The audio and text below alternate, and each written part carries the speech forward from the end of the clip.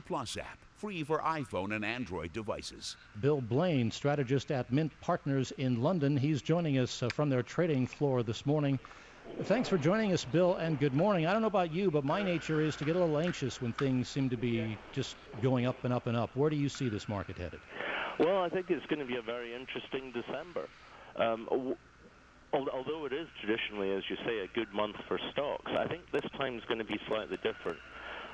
Certainly the stock market looks to have better upside potential, but of course dominating the whole month we're going to have, well, the employment numbers at the end of this week, the ISM number today, GDP later this week. All these kind of numbers are going to be influencing the way people are thinking about when the taper tantrum is going to kick off again. And for stock markets, it's a worry. It's not just bond markets that are going to suffer from the expectation of higher interest rates. Stock markets are going to be concerned about what will the effect of slowing the distortion on markets that QE has created. And that's one of the reasons I think the gains in the stock market are going to be limited in the short term until we see really clear evidence that the global economy is recovering very strongly. Now, next year, I do think it's going to be stock heaven and bond hell. All right, let's pause it right there. I am Mark Vierra. Welcome from Sunnyvale, California. Going to go through some basic technical analysis. This is a complement to my weekly trading log, and I make no recommendations whether to buy or sell anything. I'm just going to go through some of my analysis on the charts, and let's get started with the monthly chart. Now, you'll notice that I'm zeroing in on the S&P 500. I'm not looking at much anything else in the interest of time and getting this out on a video. I prefer the S&P 500. It's a little middle ground between the Dow blue chips and your lower cap Russell 2000. There's all kinds of sectors and asset classes that I look at, but here you're gonna find that I'm just gonna concentrate on the S&P 500, and I'll look at some SPY volume. I could very well look at volume and analysis with, say, the futures ES. I kind of like the SPY when I'm looking at volume. Just gives me a contrast. You know, you see those overnight or pre-market sediment gaps, and I think it's interesting to kind of look at that stuff. So here we are. Quick look at the monthly just to see that the current candle is a doji. It's still inside the range of the previous candle, and that's marking our indecision. Still looking at the same. I haven't changed it much here. Now, this is a type of a deliberation formation, which can't read too much into a candle that isn't closed yet, but just noting that it's an indecision doji at present inside the range of the previous candle. And the next off here is some trends lines on our weekly S&P 500. This is your main resistance that turned into a key pivot.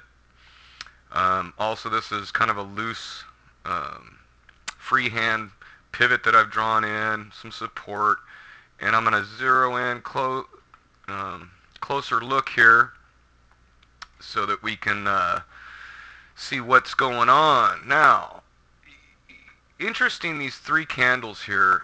If this was a doji, you'd almost have like a tri-star, which is sort of a bearish formation.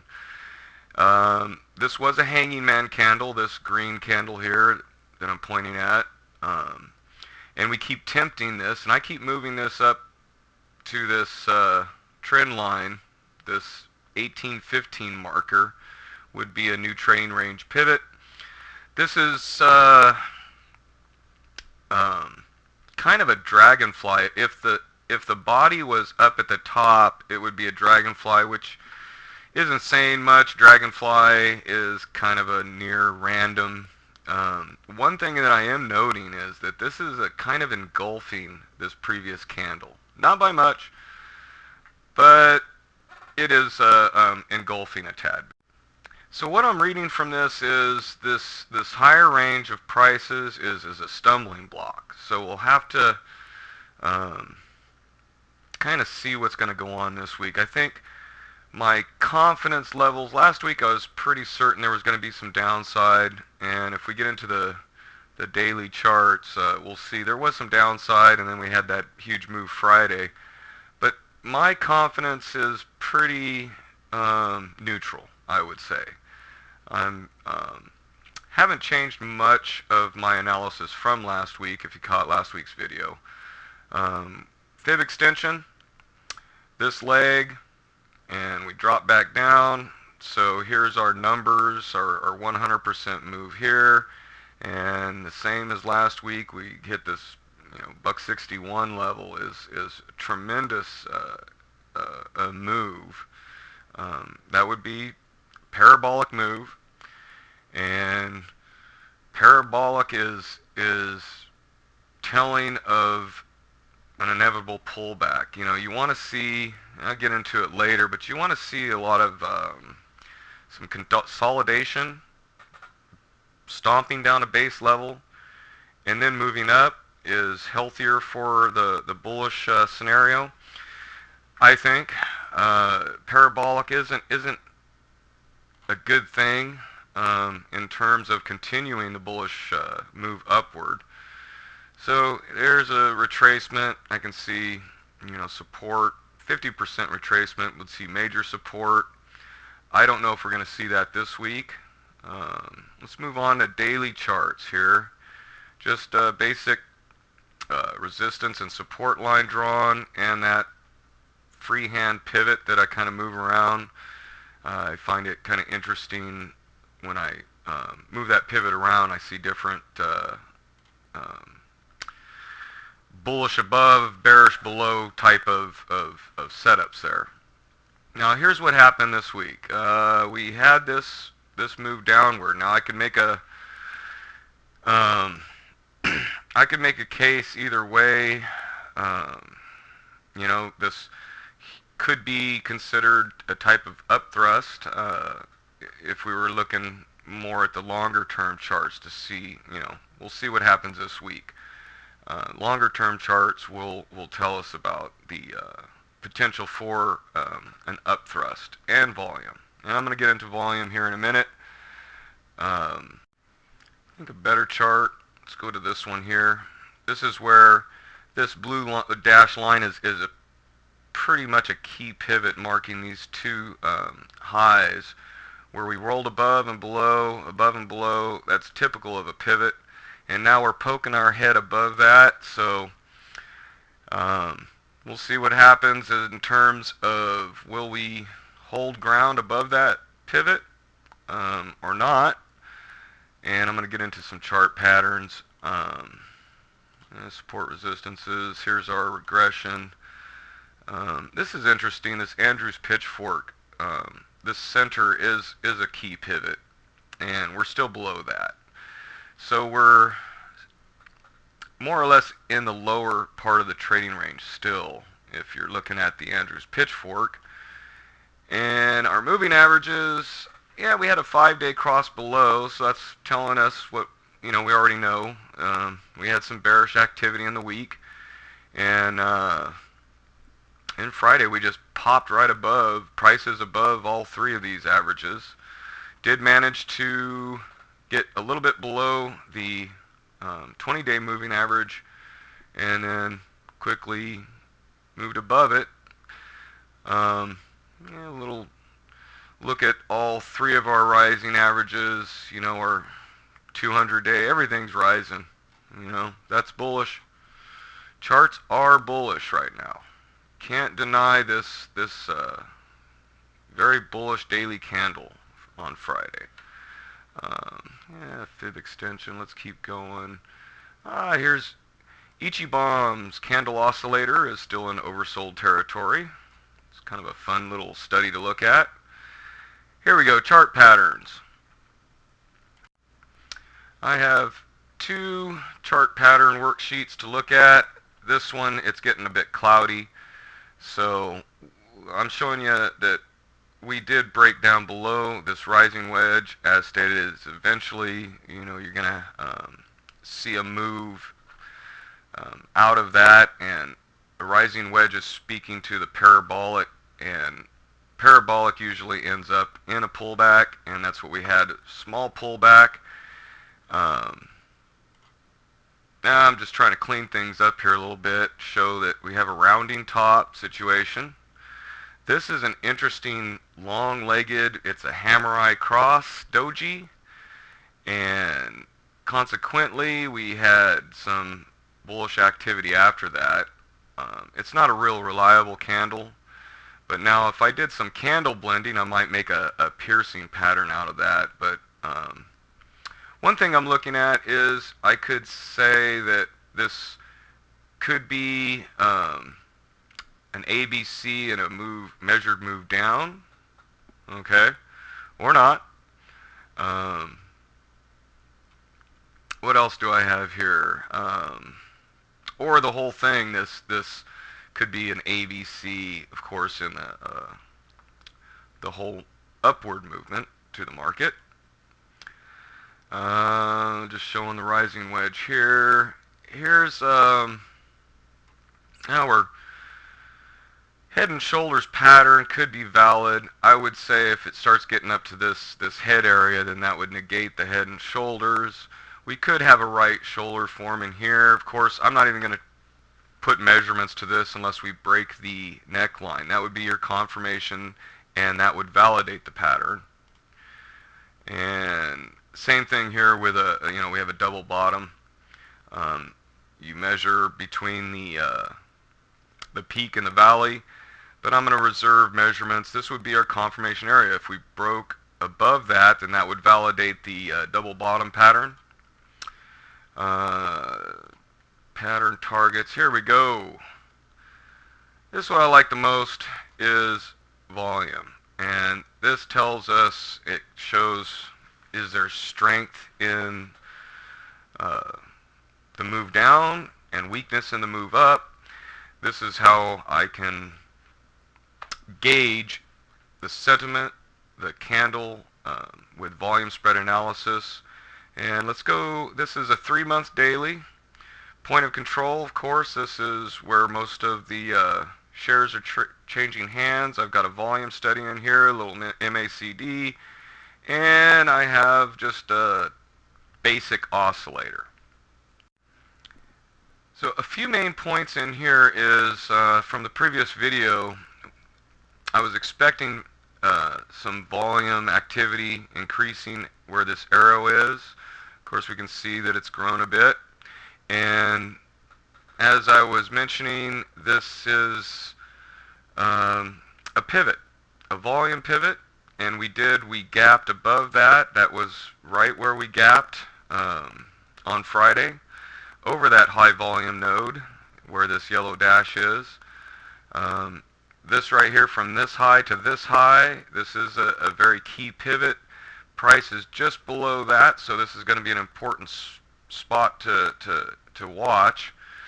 I'm still looking at this volume node here. If we have some downside, I think we'll see this would be an ideal candidate for this point of control to be moving up. And the other key issue here is the increase in volume. We're still not up. This is just marking out like this. This area of volume here is confirming that there is demand. It's high volume on this move down shows strength in the move down, and consequently price moved up to the resistance line. So that's what I'm looking for, is the effort in line with the result? Is this a sign of climax, this increased in volume? What I'm going to be looking for really is I want to see follow through. I don't want to see declining volume. If price is going to move up on declining volume, I'm going to be more skeptical of higher prices. I want to see some of follow through in volume where I can say, yeah, there is demand behind this move, and it's not some institutional fake out. They love to run stops. You know, might consider this move lower a stop run for a move higher. So this is why I'm really neutral. I need to see, this is going to be an important week, I think, coming up, to confirm what I'm seeing. Get myself out here. There's an hourly, 10-day hourly chart, and price is right at the point of control. So we're at what you would consider a fair value level. And also, here's the hourly. This is the peaks in the volume is where I'll be suspecting a potential climax to the buying. And let's look at the 3-month daily. This is Thinkorswim's monkey bars. That's their volume profile. And we're in a new month. Here's our beginning of a playground forming here. Our previous playground, I think, has pretty good structure. There was a gap, and now you'll notice the new playground starting out is overlapping. So this could be saying that we will see some healthy consolidation. Market will find a base and melt up higher. Okay, consolidate, mark out a foundation for a foothold to climb higher. Okay, if I keep seeing this parabolic moves, really you have to be careful in jumping on that kind of bandwagon, because it's as we saw in the rising wedge, parabolic rising wedge. What happened? We broke down below. Not by much, but we did break down somewhat below. Here's some interesting volume notes that I'm paying attention to. We can see how much they've increased from last week. This is if we have some weakness in the market, I would say that this previous playground monkey bar would be another high volume node to look for this point of control to be moving up. I think it's inevitable the playground is gonna move up if we keep holding these prices. So keep an eye on that. And now here's our hourly playgrounds, and here's Friday. These are daily playgrounds. We can see how after the gap, these 3 days of consolidation, and now we have another gap up to the, this was a 10-day hourly. This is your 10-day point of control. And our monkey bar is just under that point of control, and our price, here is the triangle, that's our current price, is just inside the... So what I read from that isn't much. Being at the high end of the playground, again, I'm going to be looking for more of a consolidation. Possibly we'll see some support here at the monkey bar, but I believe that we will most likely stay within this playground until the market decides to change its mind. For right now, for all intensive purposes, we're looking at an overall trend that's bullish, so there's no reason to think at this point that is changed. Let's see. So that's volume. Let's take a look here quickly at the VIX. Have some upthrusting on the VIX. We might see, I think, the VIX return down to some much lower levels. I have for years been predicting low levels on the VIX, and now bonds are an interesting story. I think we're going to see stability in the bonds, kind of a large head and shoulder pattern. Longer term, I think bonds will be slightly lower but remain stable, and I think that's going to be the same for the US dollar.